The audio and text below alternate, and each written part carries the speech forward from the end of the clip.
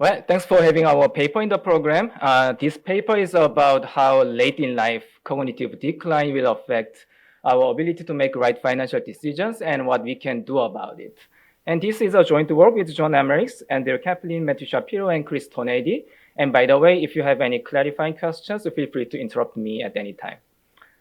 And we acknowledge the support from the Vanguard group in filling the survey and the usual disclaimer that the views are ours, not those of the Vanguard group. So let me start with a quick motivation. We all know that the old individuals in Canada and the US, they are becoming more responsible for their financial well-being for many years of life they are going to have after retirement with the aging population and the transition from DB to DC pension system. And in particular, if we think about the very last moment of one's life, that is actually a moment where we need to make consequential financial decisions such as estate planning and long-term care arrangement and etc. But unfortunately, this is also the time that many people lose their ability to make right financial decisions because of cognitive decline. And if we can somehow set up complete contingency plans in advance, we don't need to worry about that. But given the degree of uncertainty that we face, about our health and about our family situation, it is almost impossible to set up complete contingency plans. And also, this is the time when people can become an easy victim for financial fraud. Nowadays, there's increasing financial fraud attempts, aiming at older individuals who still have much wealth in their hands. So what can be a solution to this problem? Well, one solution that many people think about is to rely on someone who we can believe and let this person make important financial decisions on our behalf once we are in cognitive decline. And we are going to call this person as agent in our paper. And for this agency to be a good solution to the issue that we are talking about, we need to meet certain conditions. First, the quality of the decisions to be made by the agent should be good, which means that the financial literacy of the agent should be good, and also the agent should be trustworthy. The second condition is that the agent should be available when help is needed. If I think about myself, I think I can be a good agent to my parents in terms of quality, but I don't think I'll be available to them given that they are living in the opposite side of the earth, right? I cannot visit the banks to get some tasks done for my parents. And the last condition is that the timing of the transfer of control to the agent should happen at the right timing, at the right level of cognitive decline. If we miss the right timing, if we somehow hold on to our control until it is too late, until we start making big financial mistake, the meaning of the agency would not be as large. So what we are doing in this paper is to provide some survey evidence on all these factors that shape the potential and the limits of the agency. And in designing the survey question, we try to get quantitative responses so that we can use these responses to calculate the expected welfare cost of poor financial decisions under cognitive decline. And we also build a very simple theoretical model of cognitive decline and the agency so that we can understand the concerns that we see from our survey responses through the lens of this theoretical model. So let me give you a quick overview of our findings. So when we were designing these surveys, we implemented this over two phases, pilot survey and the main survey. And when we were designing the pilot survey, what we focused on was the quality and the availability of the agents. So we thought that many people have concerns about the quality and the availability of the agents they have. But somewhat to our surprising, we learned that the sample we surveyed, they almost have no concerns about the quality and the availability of the agents. At the same time, we got some hints that what they are really worried about is this timing of the transfer issue. After the pilot survey, we had an online chat with some of the respondents to learn more about their concerns about this issue that we missed in our survey. And here I'm copying two quotes that are most relevant. And let me read one. My mom, who is very old, was refused the renewal of her driver's license because she failed the vision test. Her response was to sue the DMV for incompetence. I sincerely hope for self-driving cars before I get to that stage. So basically what these quotes imply is that what they are really worried about is the possibility that they hold on to the control until it's too late, until they start making financial mistakes that are gonna do irreversible damage to their financial situation. Then we can think about why they think they are gonna miss the right timing of the transfer of control. And one question we asked in the pilot survey is, what is the chance that you are gonna notice your own decline if you already have a significant cognitive decline? And many people think there is a significant chance that they are not gonna notice own decline. So imperfect awareness of their own cognitive decline may function as a friction in transferring the control at the right timing. So that is what we focused on in the main survey. And to study this, we set up a battery of questions that involve a hypothetical situation where they are supposed to have cognitive decline. And in this hypothetical situation, we asked them, what they view as the optimal timing of the transfer, how likely the actual transfer happened at the different timing, and how bad it's gonna be if the transfer actually happens at the wrong time. And what we learned is that they think it's quite likely that the transfer may happen at the wrong time. And if that happens, on average, it's gonna be very costly in terms of welfare.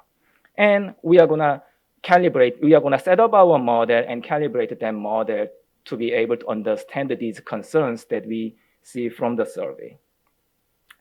And our work is related to the literature on the financial literacy and mistakes in late in life, financial frauds, aiming at older individuals. And most importantly, our work is related to the recent literature on unnoticed cognitive decline. There are some recent papers from both gerontology and economics literature that document this unnoticed cognitive decline. And in particular, our work is related to Mazzona and Perazzi. And they use the HRS data. And in the HRS data, on the one hand, there are scores from the memory tests. And on the other hand, there are subjective evaluations of own memory change. So using these two information, they can identify the cognitive decline that is not noticed by the respondents. And they show that it's only those respondents who experience unnoticed cognitive decline who experience a large decline in their actual financial wealth. So we can say that their paper is mostly on what actually happened to those who experienced the cognitive decline.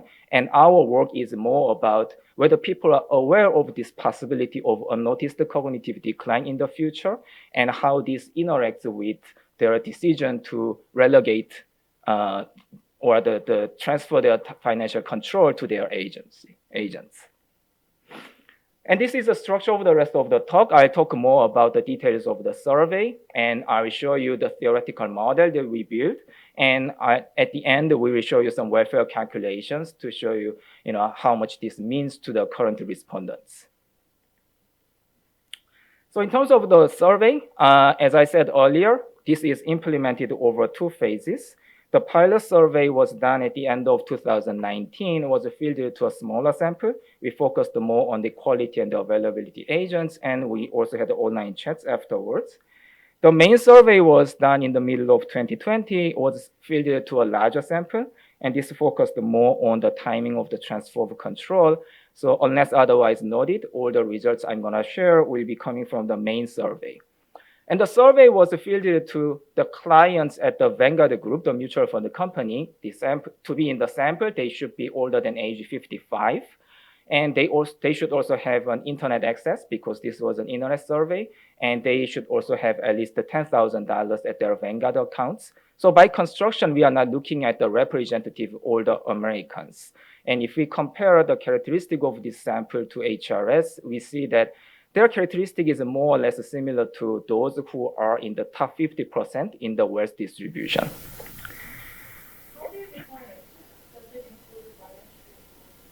Sorry, how do we define agents?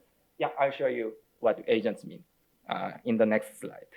So in the survey, we defined the cognitive decline based on the description we borrowed from the HRS module on cognitive decline. So that means a deterioration in your abilities in doing many things, including remembering things, learning new things in general.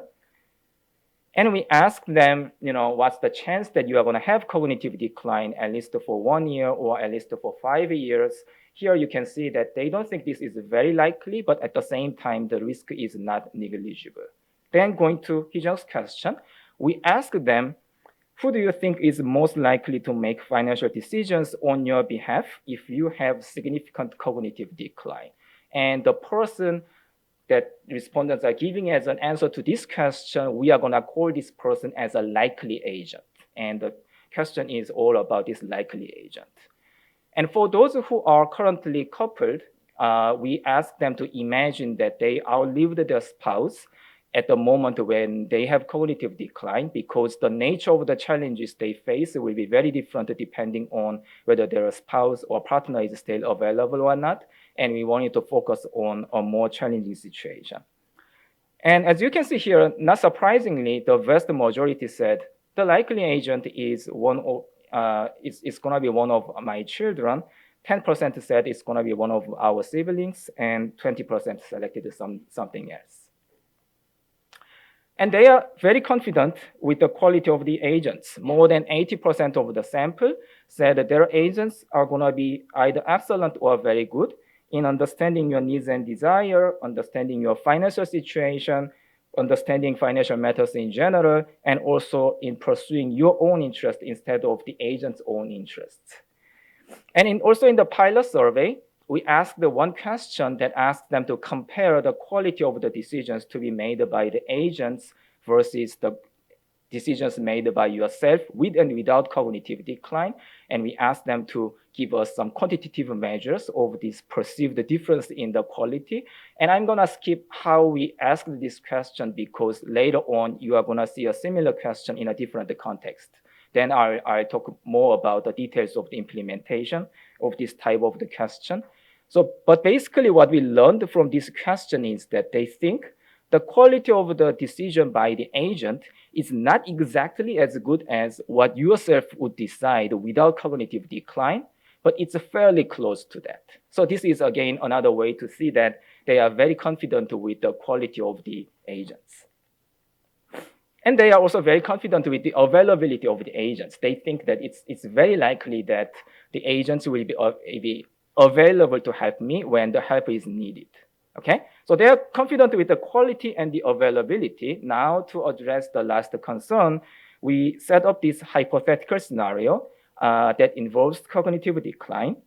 So in this scenario, the respondents are asked to imagine that they are at the beginning of the last 5 years of their life. And to make things worse, we assumed that they already have mild cognitive decline in the first year. So they start forgetting things, but the condition is not too bad. And over the next 5 years, their cognitive decline will progress. We didn't specify how exactly it's going to progress. We asked them to imagine the most likely situation, given that they already have a mild cognitive decline. And again, as I said earlier, if they are coupled, they are asked to assume that they outlived their spouse at that point. And at the beginning of these 5 years, they have wealth amounts of W dollars, and the W is set based on the actual wealth they have. And out of this money, they have to make all these decisions about how to spend this money on themselves, how to save for the future, how to invest, and how much to give to the relatives, friends, or charities, just as they do in their actual life. And then we ask, in this situation, what do you view as the optimal timing of the transfer?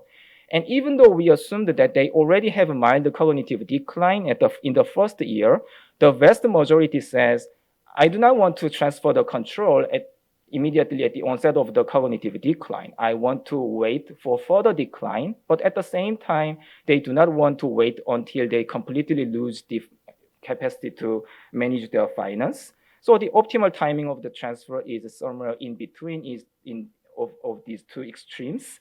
So this opens up for the possibility that the actual timing of the transfer can be either too early or too late compared to what they view as the optimal timing of the transfer. Then next, we ask what they think as the subjective probability of having a transfer that is either too early or too late. And here you can see that they think these are not unlikely. These are quite probable. And if anything, they view a delayed transfer to be slightly more likely than an early transfer.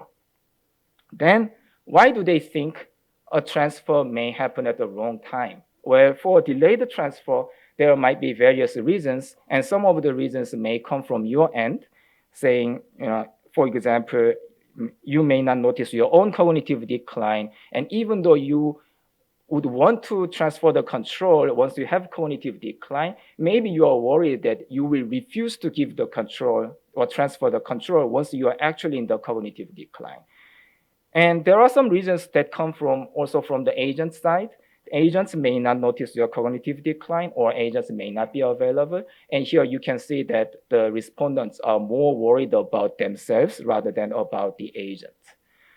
For transfer that happens too early, we could not think of many reasons for that. But one possibility is that maybe agents become too worried about this issue, and the agents want to take the control out of your hand before what you view as the optimal timing of the transfer. And here you can see that the respondent think this is also not unlikely. And for those who assign the positive probability for both early and the delayed transfer, we ask them which one they are more worried about. And majority of the respondents said they are more worried about the delayed transfer. And the survey branched on which one they are more worried about to learn more about this possibility. Then we also wanted to know how bad it is going to be if the transfer happens at the wrong time. So we asked this follow-up question. In this question, we asked them to imagine exactly the same hypothetical situation, but we asked them to imagine two scenarios. Scenario one is that the transfer happens at the optimal timing, what they view as the optimal timing. Scenario two is that it happens at the wrong time, and this is an example of the delayed transfer branch. So the wording is that the transfer is going to be delayed. And we ask this question: at what level of resources would you be just as well off with the spending and saving decisions on the scenario two as with those on the scenario one with the $500,000? This is an example where W is $500,000. So we are basically asking about the additional amount of wealth they need to compensate for a poorer quality of decisions to be made under scenario two. And this is the interface that we are using to ask this question. When they first come to this screen, the only thing they see is an empty black box, and we ask them to click somewhere in the box, then the slide appears at the point where they clicked, and then we ask them to drag that to left and to the right until it reflects their actual indifference point. So we are basically measuring a value of x that satisfies this equation, where the left-hand side is the value function under the optimal timing of the transfer, and the right-hand side is the value function under the wrong timing of the transfer. And this is the distribution of the measured x. And as you can see, there is a large heterogeneity here. About a quarter of the sample say they don't care about this at all. Even if it happens at the wrong time, it's not going to be costly at all. I don't need any compensation. But for those who reported a positive number, the numbers are quite large. And in the end, at both the median and the mean, a delayed transfer would require about 20% of their wealth. And for an early transfer, it's slightly smaller, but it is still larger than 10%. And you may think these numbers are quite large, but in light of what we learned from Majona and Perazzi, again, these numbers are not too large, because what they showed is that unaware cognitive decline actually results in about 10% of the reduction in the financial wealth, in particular for those who are in the top wealth quartile and those who actively participate in the stock market, which are fairly similar group to our Vanguard sample. Okay, so far is the survey results. And next, we build a very simple theoretical model of cognitive decline and agency to understand what we have seen so far. And in this model, the individuals may make big irreversible financial mistake. And the chance of this mistake increases when they are further declined. And if they want to reduce or eliminate the risk of making this financial mistake, what they can do is to transfer the control to the agents, but they may not be fully aware of their current cognitive state, and this functions as a key friction to transfer the control at the right timing. So let me show. Yes. Sorry? I have a question. Sure. So, shouldn't the financial portfolio at the time of cognitive matter? You mean the structure of the... Like maybe majority of the financial amount is invested in mutual funds. Yeah, that definitely matters. So what people actually do before they have cognitive decline as a prevention for this issue is to simplify the structure of the portfolio. Then there is much less risk of making financial situation, right? So they either reduce.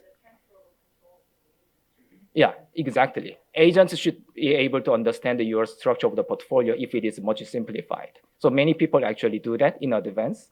We also actually ask the Vanguard sample, what kind of prevention measures that you are doing, and simplifying portfolio is one of the common responses we got. Okay. All right.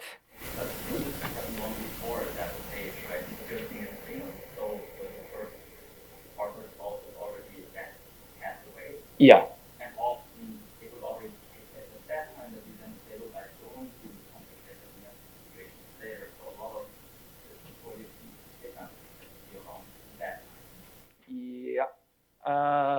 Not really. Some of them are really preemptive. And many of the survey respondents we have in our survey, they are still married. They are still in a very good state, cognitive ability, but they are already taking these measures in advance.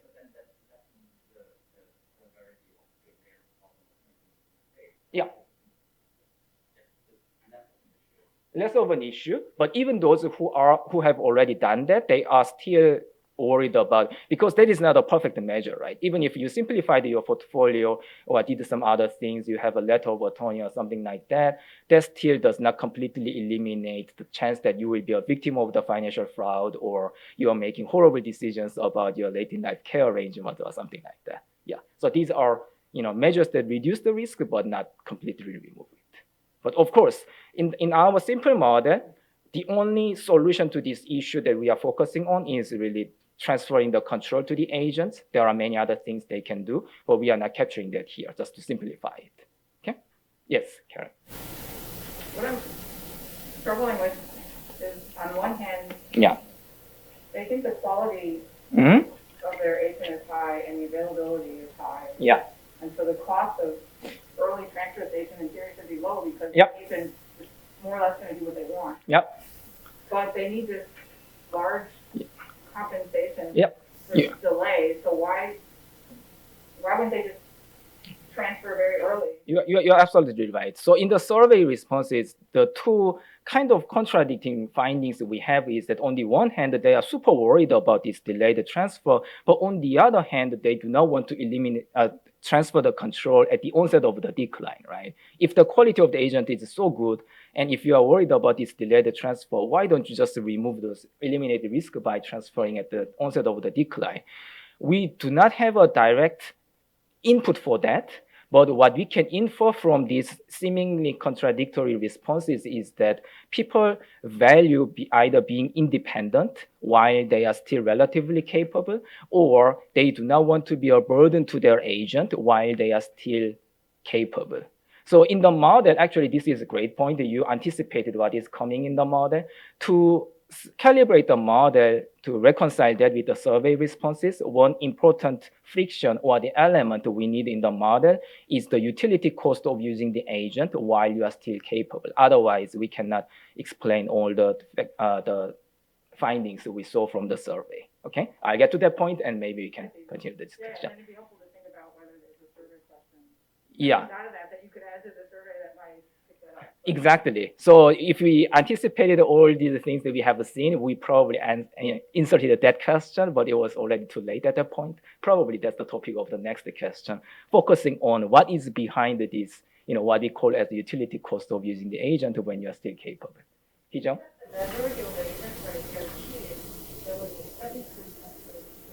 Yeah.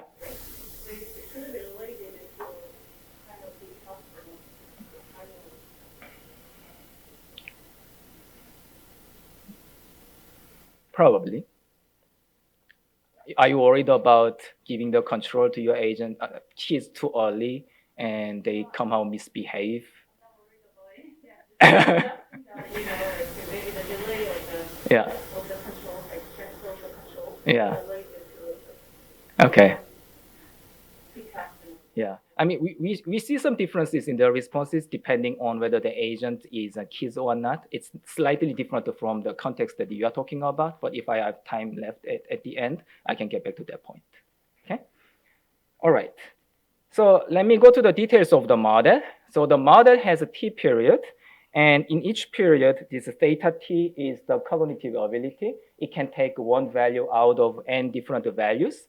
Here, theta 1 is relatively the highest level of cognitive ability. So this basically, models the mild cognitive decline we assumed for the first year in that hypothetical situation. And over time, it may, decline based on this first order Markov process. And we assume that in the first period, they start with the mild cognitive decline, theta 1. And in each period, they have to make spending or / expenditure decisions. And their preference for that decision is captured in this utility function U. For simplicity, we assume that their preference is independent of theta. In reality, maybe theta will affect their preference as well. But we just wanted to have as simple as possible model. And in each period, if they haven't made a financial mistake yet, there are two options that are available. One is X bar and the other is X underline. And the preference is such that X bar is always preferred over X underline. So if there are these two options available, their choice is trivial. Now, at the end of each period, they also have to make a financial decision, financial choice. This basically models the, decisions you need to make in managing your portfolio and investing your money.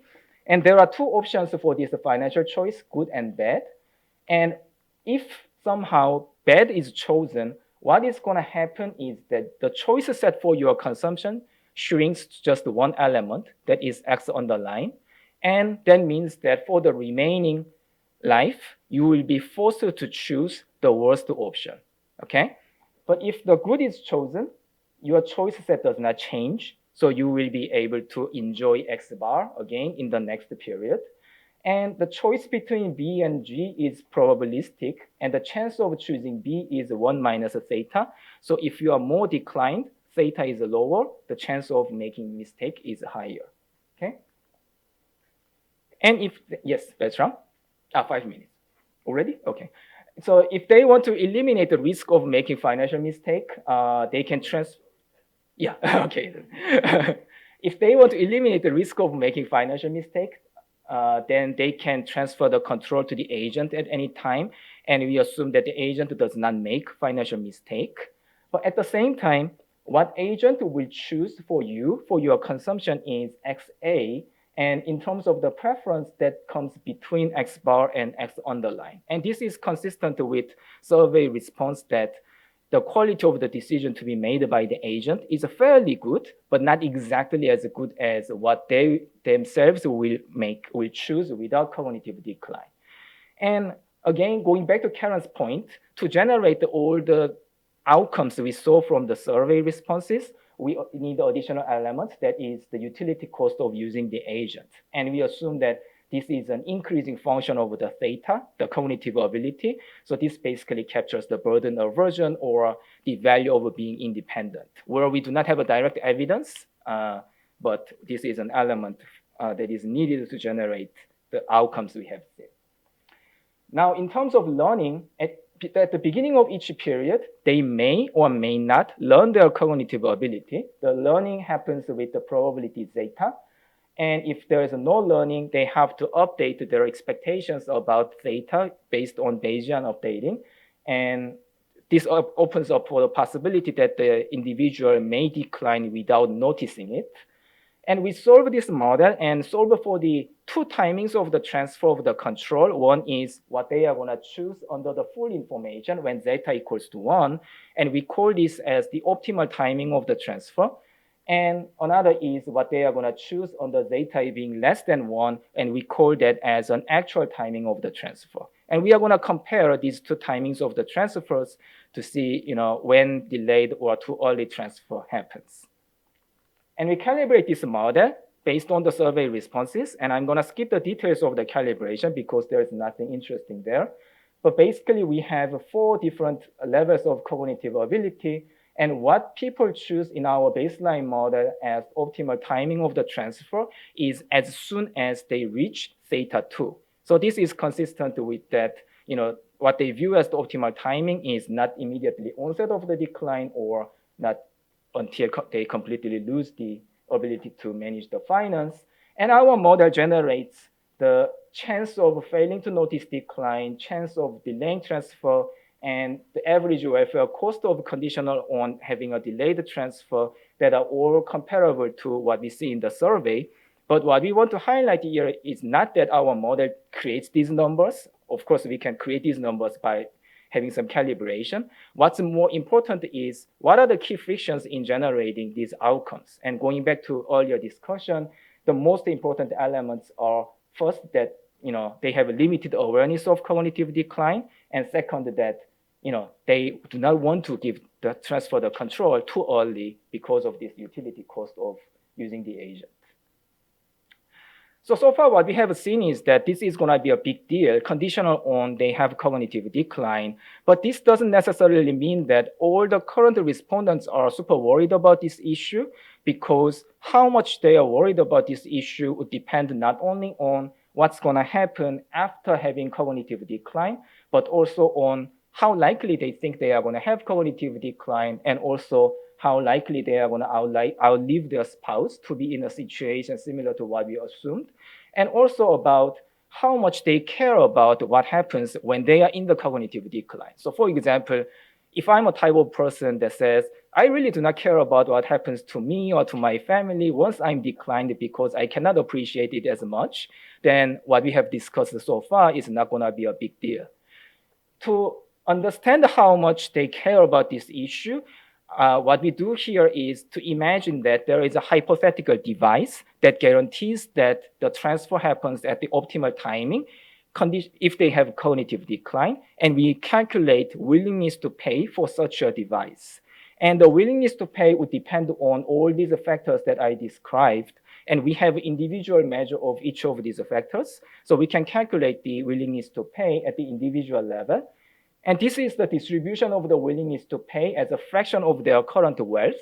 And again, there is a large heterogeneity. About half of the sample do not care about this at all, either because they think it's unlikely to have cognitive decline or unlikely to outlive their spouse. But there is a significant group who has a very large willingness to pay. More than a quarter of the sample are willing to pay more than 2% of their current wealth to guarantee the optimal timing of the transfer. More than 15% of the sample are willing to pay more than 5% of their wealth. And this is the same distribution in terms of the dollar amounts, because the Vanguard survey respondents are relatively wealthier. So those fractions translate into very large dollar amounts. So about more than a quarter of the sample are willing to pay more than $100,000 to guarantee the optimal timing of the transfer. And about, and a quarter of the sample are willing to pay more than $50,000, and more than 15% of the sample are willing to pay more than $100,000. So which means that if we can come up with any solution that addresses these issues, there will be large demand from the market. Okay? So that is basically what we have. So we see that households face risk of losing financial capability when they have cognitive decline. And agency can be a solution for this issue, but for this to be a good solution, we need to meet some conditions, including that they need to be able to notice their cognitive decline at the right timing so that they are able to transfer the control at the right timing. Okay, thank you. Well, thanks for organizing this conference and seeing so many familiar faces. It was wonderful after all these years. And thank you for inviting me to discuss this paper. So I'm discussing Minjoon's paper. He did an excellent job explaining and outlining the paper. I think the paper is in a very late stage of its life cycle, so I will give a higher level discussion without being too detailed on specifics, just because my comments are unlikely to make it at this stage into the paper. Okay, so still, so what are the authors trying to argue? They argue that wealth holders consider the timely transfer of financial control to a reliable agent due to unnoticed cognitive decline to be a substantial financial risk. Okay, I would say that's the insight of this paper. Can you Yes. Yeah, sure. Okay. Yeah. Okay, so what's the agent? Spouse, partner are excluded. Most of them are children. Some of them are siblings, and some are someone else. Now, people are unwilling to give up control at time of let's say, a diagnosis, but at the same time worry that they will not give up control at the right time. And so here is where we get this contradiction, which is a large part of what I want to say about this paper, is that they claim reliability is not a concern, but it's just is not consistent with, it's just not inherently consistent. So I'm wondering how much of the results are a framing issue of the question. I'm asking you, do you trust your child? You say yes. I'm asking, is your child going to behave in a way that's consistent with your first best? You say yes. But what they actually believe might be quite different. So there's a question between how am I framing the question, almost like what do you want to hear from me, and how do you actually behave? That's why economists like reveal preferences, because they say, don't ask people, just look at what they are doing. And so the key concern is what Karen brought up, is that, well, if you have such a reliable agent, then why don't you give up control early? Well, on the one hand, you're telling me you're so scared of this, and you're telling me you have such an amazing agent. Well, problem solved. So there are two simultaneous concerns. And my point is that you can have two simultaneous concerns at the same time, and you can measure them, but it doesn't mean that you will act accordingly. So concern number one, giving up control at the right time, and two, that the agent does not act in their best self-interest. And concern two may simply outweigh concern one, so that not giving up control may very well be optimal if commitment to act in the best interest is not credible. So by and large, this evidence that this paper presents is actually consistent with a no or limited commitment model, in which the agent, by agent I mean the elderly, wants to maintain control over own resources for as long as possible. And there's evidence in the data, indirect evidence, because this is not about giving up control, but for example, what we observe is that interviews transfers to children, or also bequests, that transfers are backloaded. So the ratio of interviews transfers to bequests for ages 65 plus in the HRS is 0.3. This is based on a forthcoming paper from me and my co-authors. And that suggests that not wanting to give up control is really the overriding fear. Now, why do we even care? Well, to me, one part this paper could have been pushed more forward is that we should talk about bequest motives, because we have relatively wealthy people who may or may not make these financial mistakes. But picture yourself in that state of cognitive decline. You do not recognize your children anymore. That's sort of the most dire consequence. So do you still have a bequest motive at that time? So yourself, your future self, there's a self-commitment, there's a commitment issue going on here, a multiple self story going on here, that your future self may just have an extremely high discount rate or no altruism, but you don't know this now. You just don't know this, and you cannot anticipate this. You do not have the experience of what it means to suffer under cognitive decline. We all know how it is to feel sick. We all know how other bad weather it feels like. We do not know what cognitive decline means. We do not know what it means. So that's but we could say, well, if there are no bequest motives, let's say, bequest motives, typical candidates, altruism, warm glow, legacy concerns, poor financial decisions may just not matter all that much. If you want to spend your money on some crazy thing, but you have no bequest motives, and maybe it's just not such a big deal. On the other hand, you may have bequest motives, but even then, the present self would want to leave bequests, but the future self may not. But then maybe there's a higher rationale for creating instruments that commits you to transfer control at the right time, because your present self actually wants this. And your present self knows that your future self may be a not so nice person, right? Which unfortunately often happens. So one potential solution are early transfers, but we also don't observe these so much in the data. Anyways, I think the paper could have pushed a bit more on bequest motives because it just would make financial mistakes more pertinent. Okay, so how big is the concern? So a little bit, I would have wanted to see a little bit more actual data. So for example, do we observe giving up financial control around the time of dementia? If it's so valuable to me to give up control, then maybe we should see some giving up control of dementia. Not everybody, because they don't notice it. But do we actually see this? If it's so important to you, then why should we see this at least sometimes? Now, my overriding conjecture is that children are actually the ones who stand to lose most, personally thinking, because unfortunately, this is the end of life, right? So who survives is actually the one whose utility is mostly affected. So another extension to the paper could to survey actually the children, how much they are willing to pay for the optimal time of transfer. There I would expect much larger effects to take place. One could wonder, is it a bit of a luxury problem because we are asking these relatively rich vanguard clients, and so we are already picturing people who are very well off. So this is, it's still interesting to understand their behavior. I'm not saying this just from a welfare perspective. I would have guessed ex ante that relatively rich agents, yeah, the downside is there, but typically the literature in this old age savings / bequest motive / what we are doing is very concerned with the impoverishment and elderly people going on Medicaid and so on and so forth. So how often do financial mistakes lead to impoverishment? You mentioned, sorry, didn't see that citation, but you mentioned some data on that.